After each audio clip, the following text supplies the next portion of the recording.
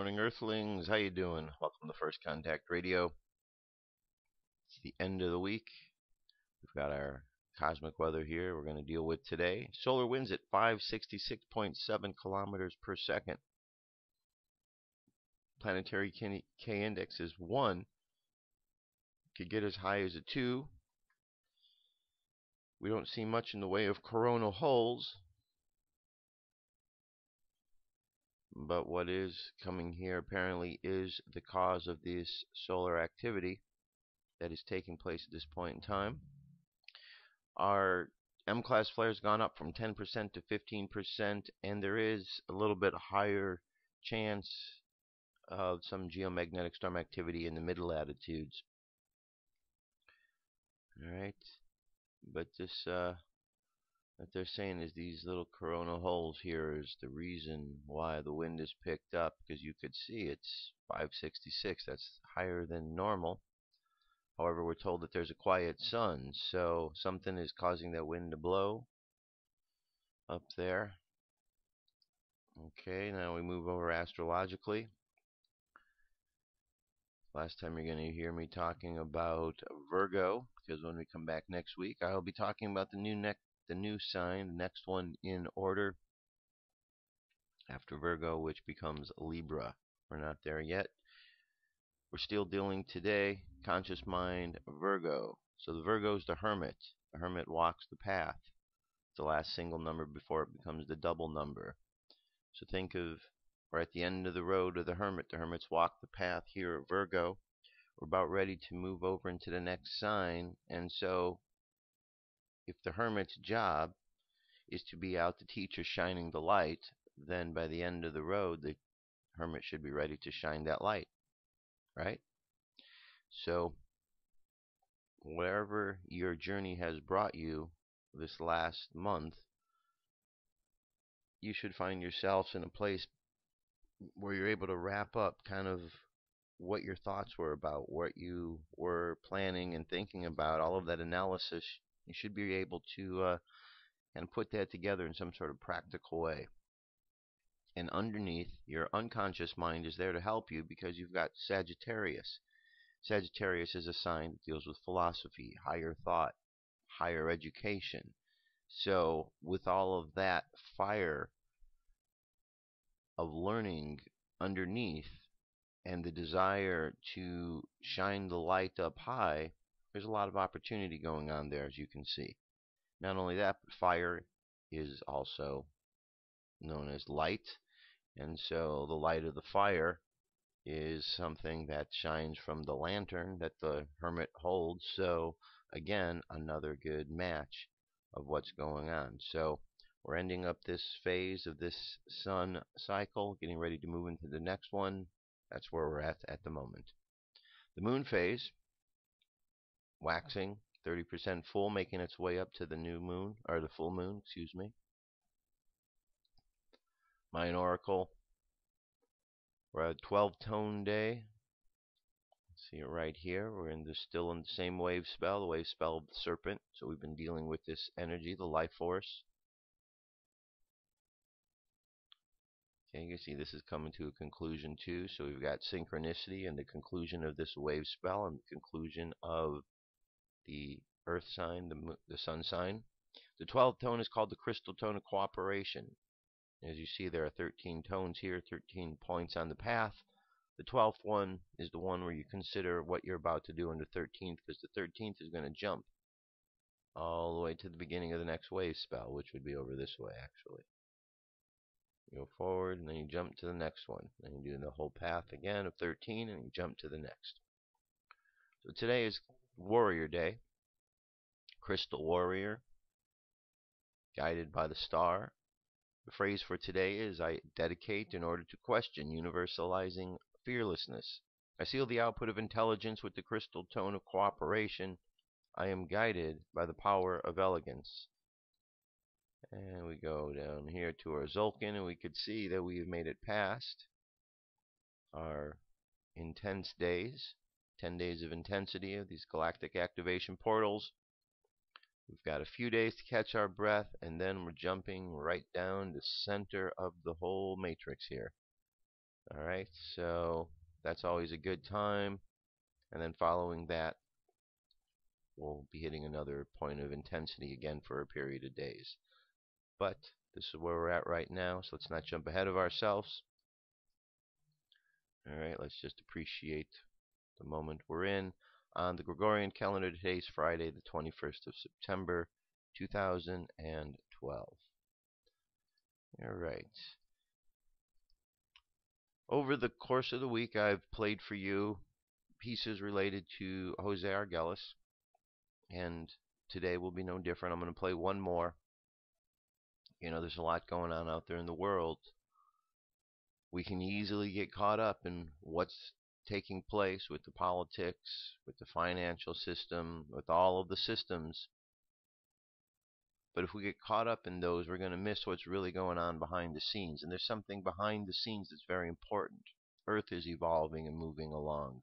And sometimes in the process of all that other nonsense that goes on, we forget about Earth and its evolutionary path. Well, the reason I'm and have played the pieces of Jose and will continue to do things of this nature is we need to keep reminding ourselves. We've come to the end of 2012. We're only a few short months away. This has been a time that's been prophesized as a lot of activity is going to take place to provide opportunities for shift. Now, these would be energetic shifts. There have been a number of earth changes that have taken place. There will still be some more before the end of this year. It's not a disaster year. This isn't a year when the world is about to be wiped off by any means. It's a year when people have an opportunity to take the expansion of energy that is coming their way from the cosmos and utilize it to help them to get back in touch with what's important. Henceforth, why we're listening to stuff like Jose, because this is important. How we deal with the world, how we take care of the planet we live on. That's a lot more important than which one of the corrupt politicians we're going to choose to be the puppet for the next 4 years. A lot more important, the planet. Anyway, let's listen to what Jose has to say here. This is from an interview called How to Save the World. Here we go.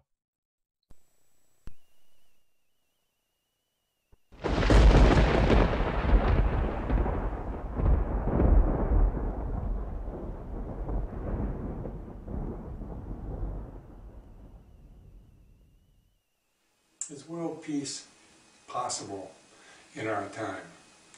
I have an emphatic yes to that question. I have felt that for many, many years, for most of my life. I've felt that peace is possible within our life, within our lifetime. Most people would look around and say, it's absurd to think that. It's absurd to think that we could keep from destroying ourselves. How can we possibly do this? Well, the issue is, what makes the human race distinct from the other species? Of course, we could say what makes us distinct is our ability to destroy, our violence, our inability to control ourselves, our capacity to spread all over the earth indiscriminately, our ability to create trash wherever we go. We could say, oh, that makes us distinct. But we can also say, what makes us distinct in actuality is that we have spirit, that we have a soul essence, that we have consciousness, and that our consciousness can expand and be raised. And this is the point. If there is to be peace in our lifetime, it will be because we have a capacity in our consciousness to actually change ourselves and to change the world. The collective possibility of our consciousness as a unified, synchronized force has yet to be truly tapped. It is through the synchronization of a collective mass of consciousness that we can attain peace and that we can change the world. The great psychic Edgar Cayce once said that if the human consciousness were harnessed together as a force, it could actually change the activity of the sun. This is the truth. The sun affects our electromagnetic field, The electromagnetic affects our brain. Our brain can affect the electromagnetic field. We know that we live in a field of consciousness. We know that we live in a bioelectromagnetic field. And how we think and how we feel and how we do can change that whole field.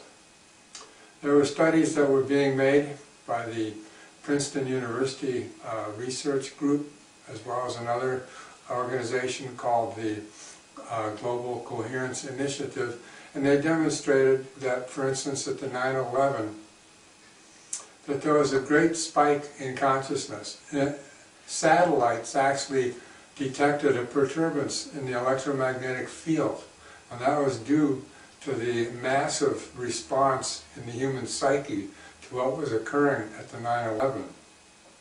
Even more interesting is that there was a spike in consciousness and in the electromagnetic field more than 20 minutes before that event, which demonstrated that there was some kind of intuition in the collective unconscious foreshadowing that occurrence.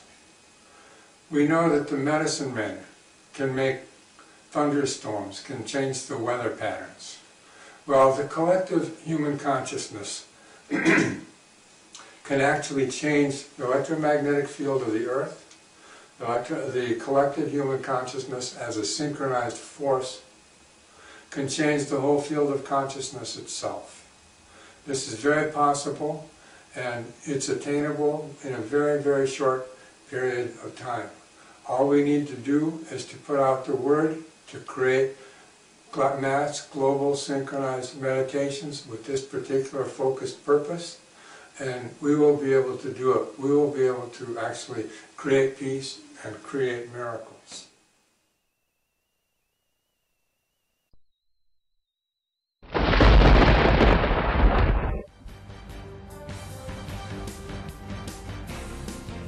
This is the UFO News with Joshua Poet.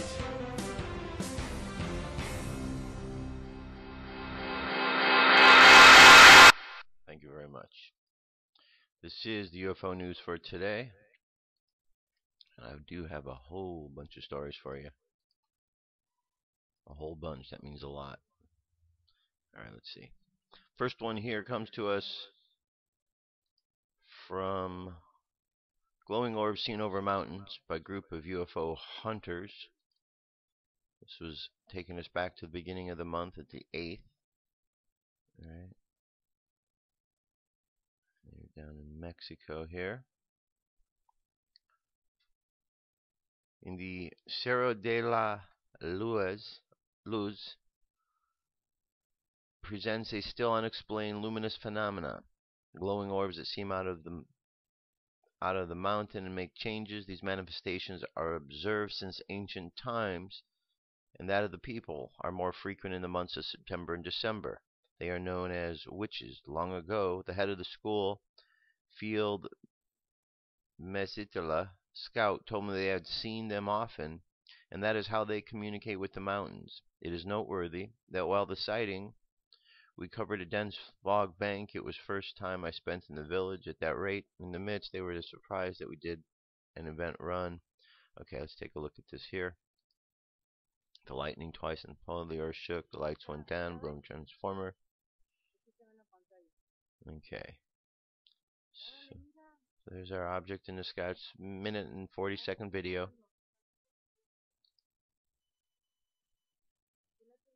Okay, we've all seen the orbs in the sky. They blink and they come back, they glow and then they disappear. They change colors. Okay. That's sighting number 1.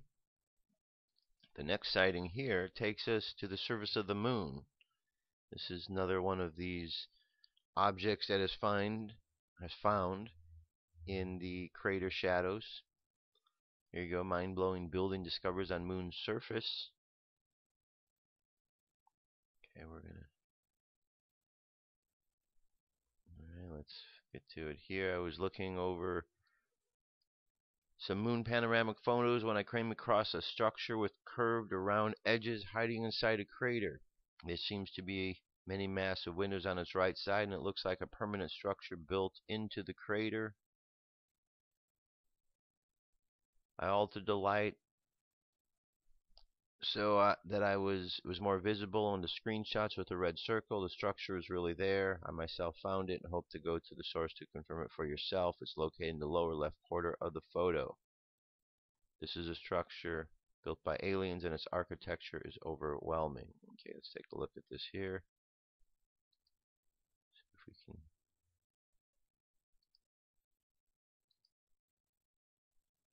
Okay, it seems to be about the extent that we're able to blow it up right at the moment. However,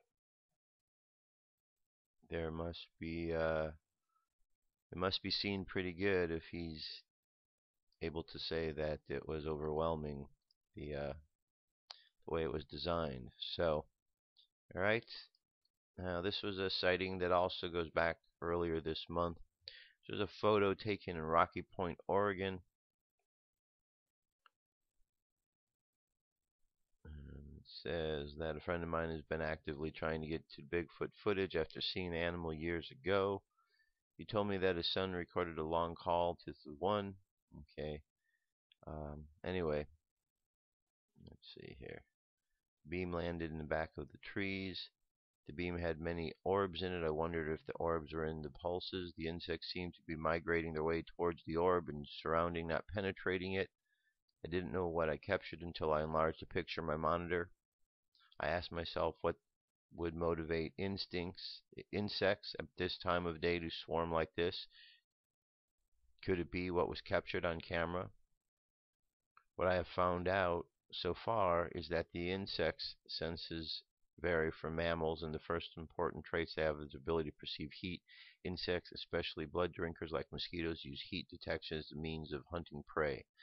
So anyway, this was the object that was seen there in Oregon, kind of like a beam, and as you said, let's see if we can close in all these orb-like things within this beam. Alright, so the link will be available so you can check it out, see what you think. This is Long Beach, California. We had a sighting. Okay, let me play this for you. Hear what this woman has to say. And it was spotted almost a year ago, an unidentified flying object in the skies over Southern California. And exactly what it was remains a mystery. Eyewitness News reporter Leanne Suter has this exclusive video in this special report. A mysterious object flying across the horizon, flaming debris falling into the night sky. As it races through the air, it suddenly disappears among the city lights. The Long Beach Police Department's air unit caught the strange 3-minute scene on tape with a helicopter's special heat-sensing camera. It happened last Christmas Eve, just before midnight. The crew didn't know if it was a spy plane, possible attack, or something else altogether. For them, it's a concern when they see something up there that they can't identify, that they don't know what it is, they don't know where it's going, and they can't communicate with it. No one from the PD's air unit wanted to talk on camera, but one officer says the object appeared to be about a quarter mile away, flying at close to 800 feet. With Homeland Security a serious concern, the department says it sent a copy of the tape to the FBI and the military.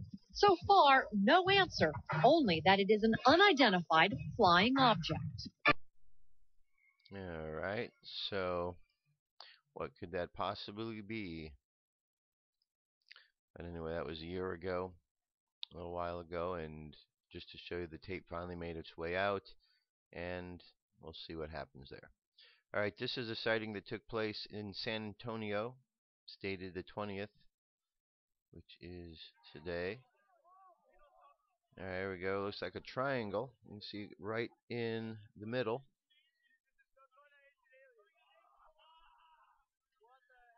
All right. A lot of people there just wondering what's going on. All right, there you go, over San Antonio. And this is a story. This again goes back years. And all right, this was from back in 1979, I was a security guard working on the Crown Zellerbach paper mill in Camas, Washington. I was on a 10-story distillation tower with a beautiful unobstructed view of the Columbia River about a mile and a half away. As I watched the boats in the river, they began to turn on their navigation lights. I just happened to look in a southeasterly direction as I noticed a small sailboat turn on his navigation lights. A moment after the boat's lights came on, I saw a huge green light just suddenly materialize, like from a spark to a 30-foot sphere. I estimate the size based on the sailboat light was near. The boat, as I remember, was about 30 to 40-foot single-mast boat, and the light was within 50 feet of the boat. The light appeared to be just under the surface of the water, maybe 5 to 10 feet. The light appeared far less than a second and suddenly moved down the river east to west. It traveled between 3 to 5 miles and about 2-3 seconds or less disappeared around the bend. It happened so quickly it was astonishing. With my shift ended, all the plant guards were loaded to the bus, driven back to our cars. I may not even have believed this happened, and though my eyes deceived me somehow, except another young man said, "Hey, did any of you guys see that light on the river?" I was the only one who spoke up. He described the same thing with no further details. We could not determine the light was, but we agreed the light must have been several hundred miles an hour underwater. It happened so quickly that there was no time for any motion or anything else.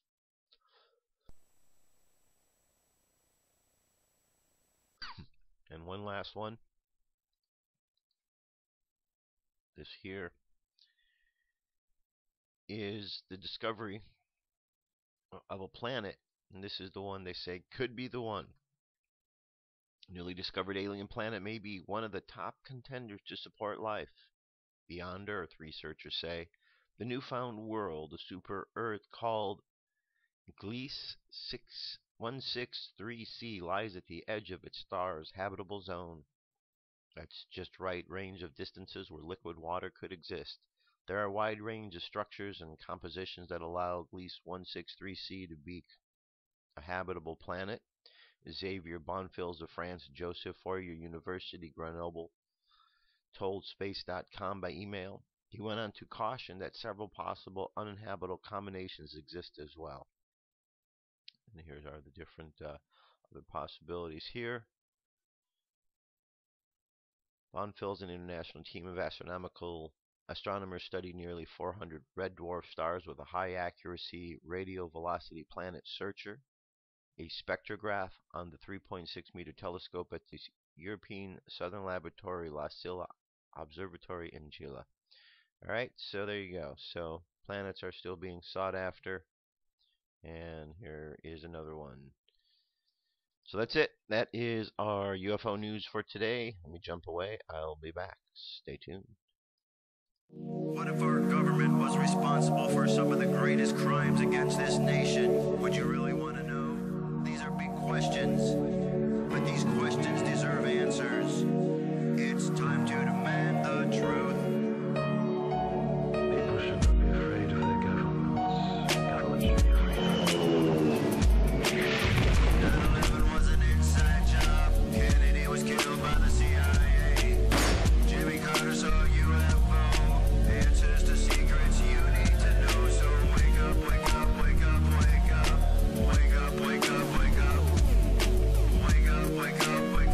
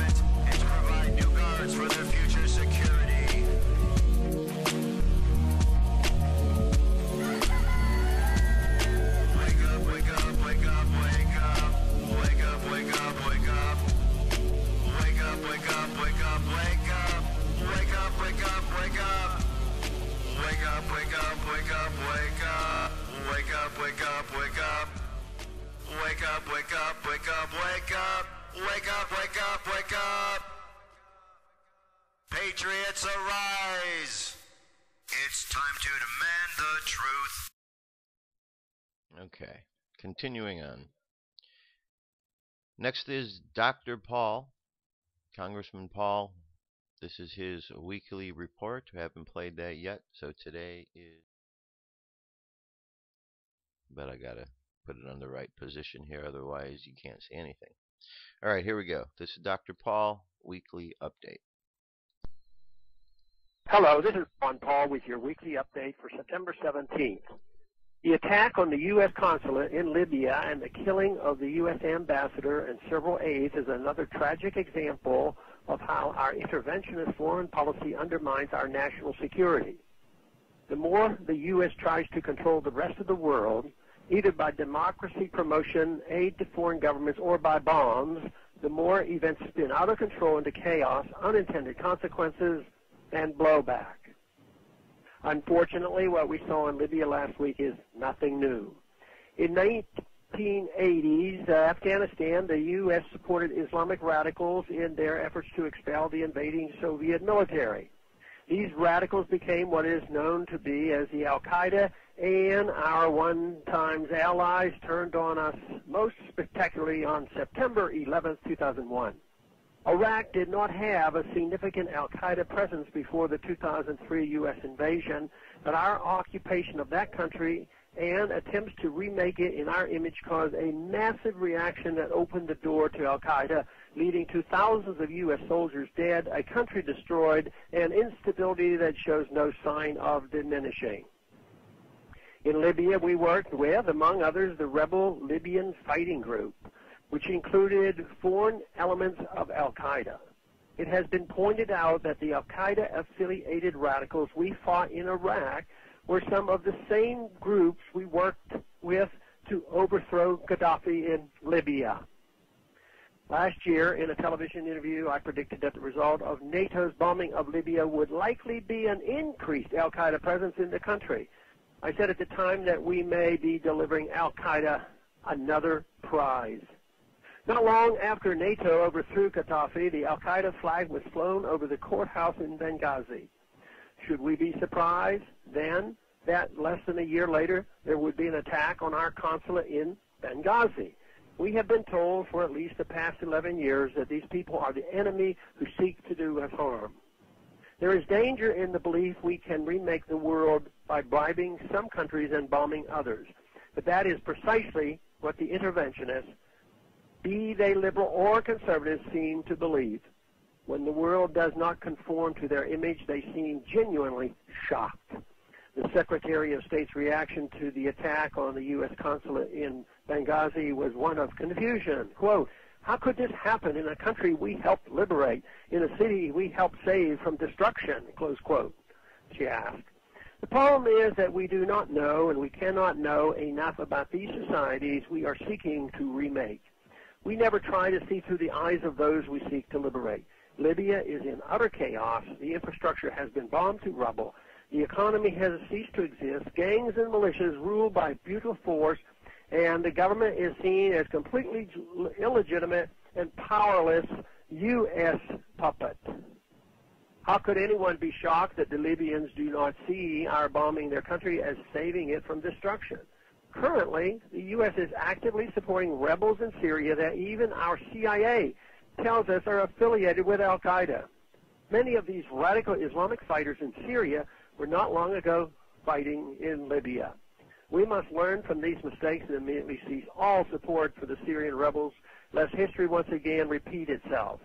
We are literally backing the same people in Syria that we are fighting in Afghanistan and that have just killed our ambassador in Libya. We must finally abandon the interventionist impulse before it's too late. Thanks for calling this update. A new update is placed on this number, 888-322-1414 every Monday. The written text can be found on my website, www.house.gov/Paul, under the heading Texas Straight Talk. Thanks for calling. You know, when he said that word, that phrase, learn from our mistakes, that seems to be the problem, isn't it? we're not learning from our mistakes down here. Now, I'm not just talking about the mistakes of yesterday or last year or even 10 years ago. I'm talking about mistakes that go back a long way, like to Atlantis, the mistakes that went on there of the weather experiments, the weather wars, the problems that went on with the corruption, and then the land sank because there was far too much interaction between the people and the land. They understood how that they could affect it in the same way, like the very first talk. Jose was talking about how the interaction of the electromagnetic field that the human puts out with the planet, how it can affect the positive change.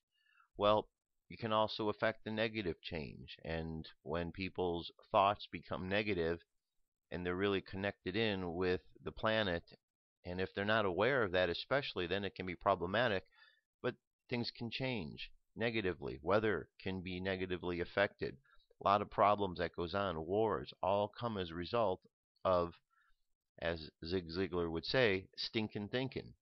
So when we eliminate the stinking thinking, we can start smelling the roses, perhaps, having things a little bit brighter for us out there in the world. We have to learn from our mistakes, But human nature is what it is. Even the founding fathers know. In the Declaration of Independence, the line in there, and again I'm paraphrasing, is that people will tolerate the most horrible things until they can't tolerate it anymore. They'll suffer these evils over and over. So it was known that by human nature, will just sit and not do anything until it finally gets to that point. And we're well past that point, folks. Many of you already know this.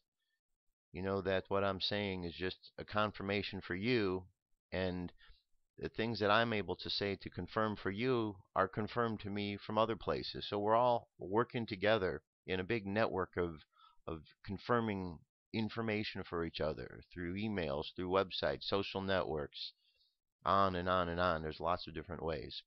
So we need to learn from our lessons. And the best way right now is to keep informing ourselves. Now, here is an update. This is a 13-minute clip. I'm not going to play the whole clip. I'm just going to play a portion of it because I want you to know what's going on out there. This is attorney Richard Gilbert. He's the one who has been dealing with Ron Paul as far as the different legal activities and actions that have been taken against the GOP for the illicit and the corruptive activities that have been taking place during this campaign process. Anyway, this is the latest of what's going on. Listen to this.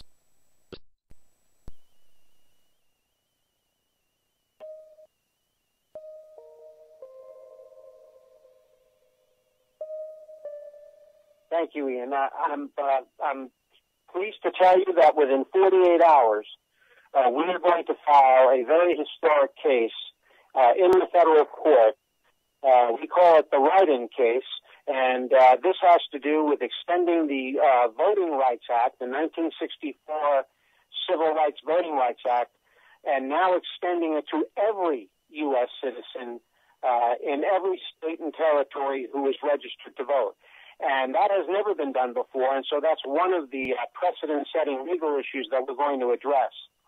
And the reason that we're going to do this is because we want to have a way for every U.S. citizen to write in the name of Congressman Ron Paul. And, of course, we need people to write the word Congressman Ron Paul, because we don't want states claiming later on that they don't know which Ron Paul the voter was voting for. And so we have to have three words there, Congressman Ron Paul. And so we want to have a paper ballot in every state and territory ordered by the federal court. Now, this is going to be an extremely difficult case. We don't want anyone to think that we're saying this is going to be some simple case to win. And here's why it's going to be extremely difficult. The United States Supreme Court has already ruled that a state can limit ballot access. That's the problem. The U.S. Supreme Court has taken the position that a state can limit ballot access. Now, that doesn't mean that we can't defeat that concept. I put together a legal argument. We're going to try our hardest. We believe that the United States Supreme Court, we've carefully analyzed their rulings. We do not believe that the United States Supreme Court was speaking of write-in votes when they presented the opinion.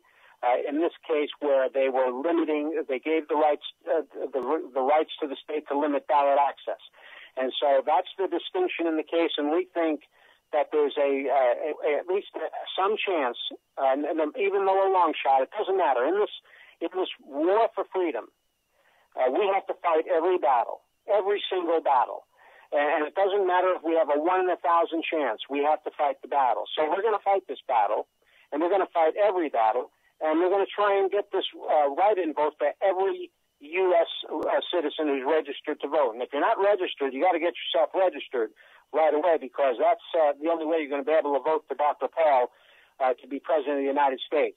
Now, if we can get this ruling, then the very next thing we have to do is we have to get Dr. Paul up above 15% in the polls. And then we have to fight to get him into the debates, because it's all about being in that presidential debate. And we know that if Dr. Paul is in that presidential debate, he'll do, we know what he'll do in the competition. And so we think that if we can get him a shot to be in the presidential debates, then Dr. Paul will win the election. And that's exactly what our hope is. So right now we're dealing with a number of issues. We have some other groups that are, deliberately and intentionally trying to cause confusion, and we deal with this on the cases. They become a distraction to the case with other matters, and we do have some people who are expressing publicly that they're confused and they're upset by the confusion being caused. And so we have one official page, and we've been very clear that there are no affidavits to be signed in our case. No one should be thinking about signing an affidavit. I want to make it absolutely clear that there's no such thing as signing an affidavit and submitting it to a private company or a private website who then guarantees or assures you that somehow is going to get your vote counted. That is just not true. There's no mechanism for that to get your vote counted. That's just a false. It's a false premise. It's a completely false premise, and so I would alert everybody to not get involved with that, because that's just not really an appropriate way to proceed. There's no such thing as a private company or a private website that can assure you or guarantee you that you're going to get by giving them some paperwork, you're going to get your vote counted. You just have to go to the polls and vote. And then we know we have to deal with election fraud issues in this country, but the way we deal with them is at the poll site itself. We need to have observers and take it from there, and then make sure that these paper ballots get counted. And that's how we do it. And signing affidavits and giving it to some third-party company isn't going to get the votes counted. We have to do that right at the polls themselves. There are people that can work at the polls to actually count these votes and to watch the counting of the votes. I can tell you that one of our delegates, who people may know, Pepper Draper, she does that. She goes down. She just recently did that. She went down on election day in Arizona and she counted the ballots. She observed the voting. She does that. People can do that. So that's the proper way to make sure that votes get counted. And that people are able to vote and get their write-in ballots, is to be at the poll site, not to be submitting papers to some private company. So that's what we need to clear up. And we have already, we have other people who, for their own purposes, are causing this confusion, and it's not helpful. All right, so there you go. So that's an update. There's a lot more of this. I only played about half of it, not even that. So listen to that, check it out, and that's what's going on. What's important with this election, what I think is important, is we have to vote our consciousness, because this is an issue of integrity. Now, integrity doesn't really kind of fit in with the word politics and what we know of politics. doesn't seem to fit in at all because they don't seem to operate with integrity. But this is not all about them. This is about you as well. You see, you know the difference between right and wrong. You know the difference between good and bad. You know the difference between good and evil. You know that the lesser of two evils is not the choice that needs to be made. You know that every time that the politicians talk and the media speaks to you, you know that they're potentially lying to you. You know all of these things. Yet you push them all aside because you think that if you push them aside and deny that they're really happening, life will be a little bit easier. And, well, where that seems to work in some cases and is something that a lot of people have to do because of the society, we need to really step away from that thinking, become strong, and find a way to stand in our own integrity. The problem is that people stopped listening to their own integrity and their own common sense, and they started listening to others telling them how to act, what to do. And as more of this police state grows up and surrounds people, people are more fearful of doing the right thing. So they do what somebody else wants them to do. Well, the most important thing, because in these elections, when the end result comes, is it what the people really wanted? Probably not. Because there's too much corruption. We know that there's corruption. I know there is. You know there is. It's out there. Is the corruption going to end between now and the November election? Realistically. Is it just going to end? No, of course not. So whatever is in place to put the next president in place, it's already happened. It's already going on. All this other stuff, this is important stuff for your integrity. So when the election comes and the opportunity to vote for the person you really believe is the best, whoever that is, that's who you should vote for. But you shouldn't vote for somebody because they're the lesser of two evils and it's better to know the devil that you know than the devil you don't. I've heard that phrase a lot. Or, you got to vote for him because if you don't for Romney, you're voting for Obama. Or if you don't vote for him, you're voting for him. And you know what? None of that matters. All that matters is that you yourself vote your conscience. Imagine that your higher self is looking down upon you, and it wants to know, are you going to do the right thing? When nobody's around, are you going to do the right thing? Vote for the person who you believe is the best, not the one who has been presented and you've been told the stories. That's what this is about. And I guarantee you, if you go into that booth, and in this one case, and if you vote the way you really believe, vote your conscience for who you think is the best, you'll feel good about yourself. And that's the important part.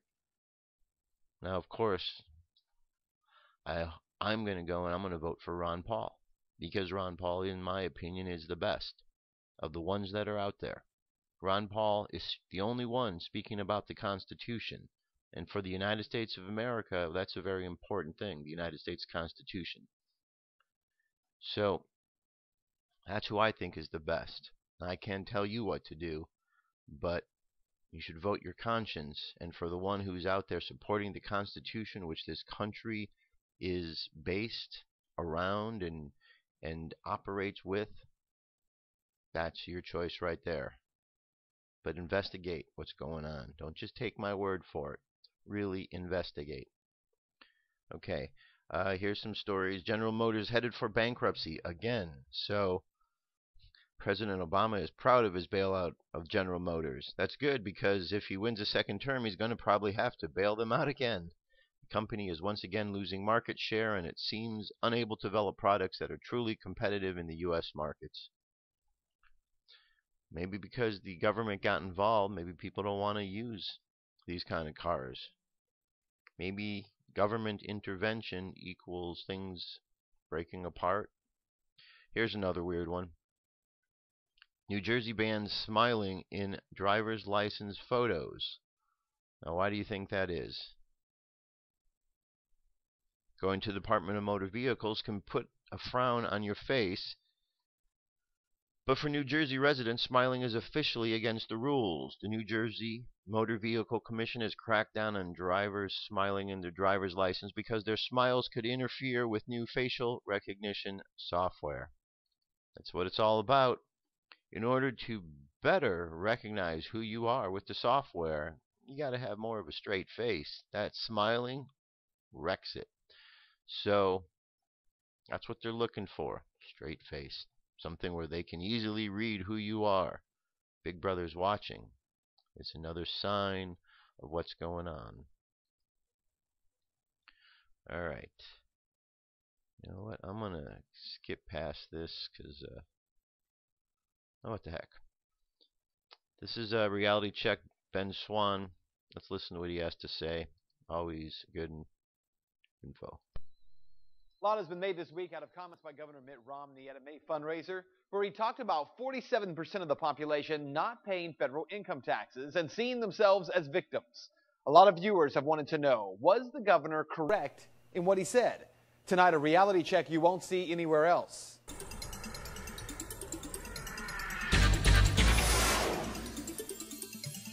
Well, by now you've seen or heard about this video. It was a Republican fundraiser in May where the comments were made. As a reminder, here's what was said. There are 47% who are with him, who are dependent upon government, who believe that they are victims, who believe that government has a responsibility to care for them. And Romney goes on to say that those 47% of Americans are, quote, dependent upon government and believe they are entitled to health care, to food, to housing, you name it, end quote. Now, to check what Romney said, let's separate opinions from fact here. It's an opinion that these people believe they're victims, so we're not going to touch that. It's an opinion that these people believe the government has a responsibility to care for them, and an opinion that they believe they're entitled to health care, food, housing, and you name it. So we'll leave all those alone. What we can check are the numbers. So is it true that 47% of Americans didn't pay any federal income tax last year? Well, yes, that is true, but it's not the whole story. According to the Nonpartisan Tax Policy Center, in 2011, 46.4% of American households paid no federal income tax. But there is a problem with that claim.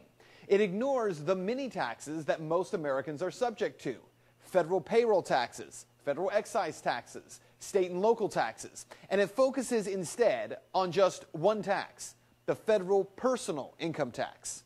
So it is true that just under 47% of Americans did not pay federal personal income tax last year, and that number is at an all-time high.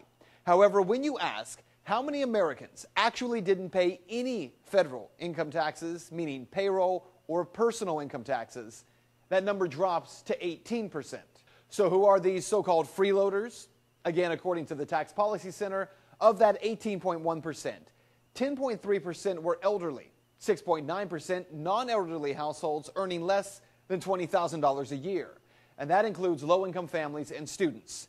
About 1 in 20 is non-elderly with income over $20,000. So not quite the picture painted in those remarks. Even so, there is one more issue: the indication that the majority of those so-called freeloaders are clearly Obama supporters. Now, there's no way to really quantify that, but take a look at this map from the Tax Foundation. It shows the 10 states with the largest number of non-payers, and many of those states in a presidential election go Republican. Texas, Idaho, Louisiana, Florida, states with large elderly or immigrant populations. So what you need to know is that the Romney statement was made to a group of donors, so you can't really expect him to be in full politician mode there. But where some people may be responding negatively to those comments is likely because Romney comes off as so cold. The Wall Street Journal was leaked a draft speech on the very same issue of taxes, dependency, and the 47%. A speech that was given to Romney, but he's never given it. Here's part of it. Quote, "One tragedy of the Obama presidency is how many more Americans have become dependent on the government. I know it's not their fault. Most want to be self-sufficient to provide for their families, but they can't because there aren't enough jobs. That's why 46 million Americans are on food stamps now, compared to 30 million in 2008. That's why 10.6 million were on Social Security disability in 2011, compared to 9.3 million 3 years earlier. That's why 40% of the unemployed have been out of work for 6 months or longer. And the smallest share of the U.S. population is looking for work than at any time since 1981. I think the success of a presidency should be measured by how many fewer people need food stamps, how many fewer people need disability, not how many more people are added to the rolls. I don't want to take food stamps away from Americans in need. I want fewer Americans to need food stamps. So the real problem Governor Romney now faces is those words, which he should have spoken in the first place, were never spoken. And there may be no way now to convince independents, even if that's how he really feels, convincing them that he does feel that way. And that is Reality Check. Okay. There you go, a little clarity on what you heard from Mr. Romney. Okay, a couple other things here, real quick. This is another Big Brother issue. Military tech can monitor all world media at the press of a button. So you've heard the rumors of these kind of things going on. Well, from an ordinary computer, a Raytheon system can monitor television broadcasts from all over the world 24 hours a day, 7 days a week, and instantly translate and analyze them. It's amazing technology, stuff deployed operationally since 2004 by the Department of Defense for a variety of purposes, including open source intelligence, information operations, public affairs, and PSYOPs. PSYOPs. Available through the General Service Administration, does not require any hardware setup, software installation, or on-site administration or maintenance. Could it have anticipated escalating negative sentiment towards Americans linked to the foreign media coverage of anti-Islam film Innocent of Muslims, and perhaps help protect U.S. embassies and interests abroad? Raytheon's automatically captures foreign media and deploys the state-of-art technology to translate, transcribe, and analyze those video and audio streams in real time. It can spare humans some of the tedious time-consuming work by automatically sifting through the vast volumes of foreign language news. So, okay, so, in some ways we could see when technology advances, there's good things about it. Just the way it gets used at times. And if Big Brother is using this on the people to monitor things that are going on, which we know that they are, then that's when it gets problematic. So we'll see, just to let you know that's out there. Now here is something that I'm not quite certain about, but you check it out, let me know what you think. This removing the shackles.blogspot.ca says the U.S. Department of Treasury is set to foreclose on the Fed by virtue of filing a UCC-1 financing statement on a lien on the Federal Reserve System. The IRS and other parties are also listed as a secured party creditor in accordance with the IRS becoming a benevolent organization. It's a U.S. UCC financing statement amendment which was done August 12th of this year. And you know who the debtor and secured parties are? Anyway,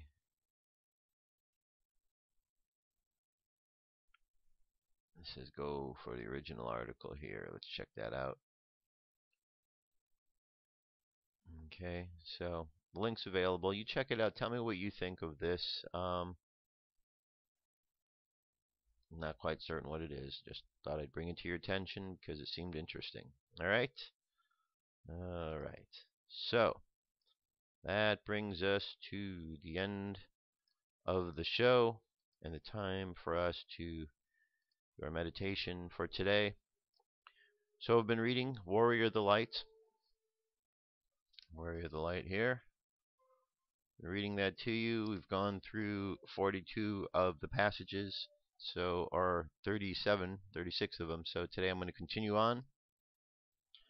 So relax, close your eyes. Relax and close your eyes. All right.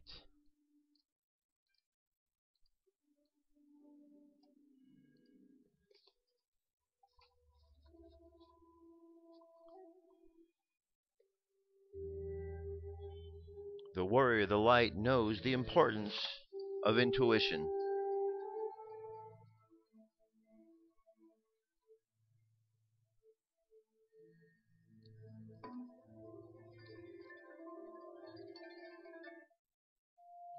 In the midst of battle, he does not have time to think about the enemy's blows, so he uses his instinct and obeys his angel. In times of peace, he deciphers the signs that God sends him. People say he's mad, or he lives in a fantasy world, or even, how can he possibly believe in such illogical things? But the warrior knows that intuition is God's language, and he continues listening to the wind and talking to the stars. To engage in any activity, the warrior needs to know what to expect, how to achieve the objective, and whether or not he is capable of carrying out the proposed task. Only a person who, suitably equipped, feels no desire for the results of conquest and yet remains absorbed in the struggle can truly say that he has renounced the fruits of victory. One can renounce the fruit, but that renunciation does not signal indifference to the results. The warrior of the light listens with respect to Gandhi's strategy, and he remains unconvinced by those who, incapable of achieving any result at all, preach renunciation. The warrior of the light pays attention to small things because they can severely hamper him. A thorn, however tiny, can cause the traveler to halt. A tiny invisible cell can destroy a healthy organism. The memory of a past moment of fear allows cowardice to be reborn with each new morning. A fraction of a second opens the way for the enemy's fatal blow. The warrior is attentive to small things. Sometimes he is hard on himself, but he prefers to act in this way. The devil is in the details, says an old proverb. The warrior of the light does not always have faith. There are moments when he believes in absolutely nothing, and he asks his heart, is all this effort really worth it? But his heart remains silent, and the warrior has to decide for himself. He looks for an example and remembers that Jesus went through something similar in order to inhabit fully the human condition. "Take away this cup from me," said Jesus. He too lost heart and courage, but he did not stop. The warrior of the light continues despite his lack of faith. He goes forward, and in the end, faith returns. The warrior knows that no man is an island. He cannot fight alone. Whatever his plan, he depends on other people. He needs to discuss his strategy, to ask for help, and in moments of relaxation, to have someone with whom he can sit by the fire, someone he can regale with tales of battle. But he does not allow people to confuse this camaraderie with insecurity. He is transparent in all his actions and secretive in his plans. A warrior of the light dances with his companions, but does not place the responsibilities for his actions on anyone else. In the intervals between battles, the warrior rests. He often spends whole days doing nothing because this is what his heart demands. But his intuition remains alert. He does not commit the capital sin of sloth because he knows where that can lead, to the warm monotony of Sunday afternoons when time simply passes. The warrior calls this the peace of the cemetery. He remembers a passage from Revelation, "I know thy works, that thou art neither cold nor hot. So then, because thou art lukewarm and neither cold nor hot, I will spew thee out of my mouth." The warrior rests and laughs, but he is always alert. Let's take a deep breath. Imagine yourself as the warrior of the light. Imagine all of the qualities of the warrior of the light. All of the different passages.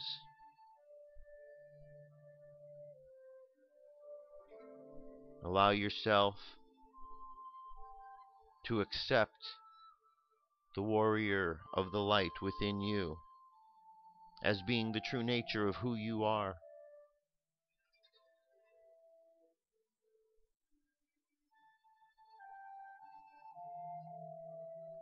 Now, make sure all of your chakras are activated. Start at the top of the head this time. We have white light coming down into the crown chakra, where it turns indigo. The light continues down as it gets to the third eye, violet. Continues down to the throat, where it becomes blue. The light continues down to the heart, or green. From the heart down just below the rib cage, yellow. to the belly button orange, and to the bottom of the spine red, and the light continues down into the earth. Honor your connection to all that is, was, and ever shall be. Take a moment to give thanks to the universe for all that you are, all the energy that makes up who you are. Imagine sending out good vibes like a ripple, starting from the center of you, this ripple of energy, of love out into the world. Love and good vibes. And let's just think a good thought for everybody. And as we do, bring our energy and attention back to the present moment on the count of 3. 3, coming back to the present moment filled with confidence. 2, coming back to the present moment filled with faith. And 1, coming back to the present moment happy, healthy, and whole. Happy, healthy, and whole. All right, there you have it. We've made it through another week. Go out and have a great weekend. Spend time with friends, family. Just enjoy the time that we have here on this planet. There's a lot of positive things that are available for us in the world, and the only way we're going to get to those is to get past all the negativity. Sometimes we just have to turn our back on it and focus on the positive, and in doing that, positive things happen and the negativity just goes away. So think about that one. We really have more power than we believe. All we have to do is believe, and that power is ours for us to achieve. I'll be back next week. Have a great weekend. I'll talk to you soon. Peace. I'm out of here.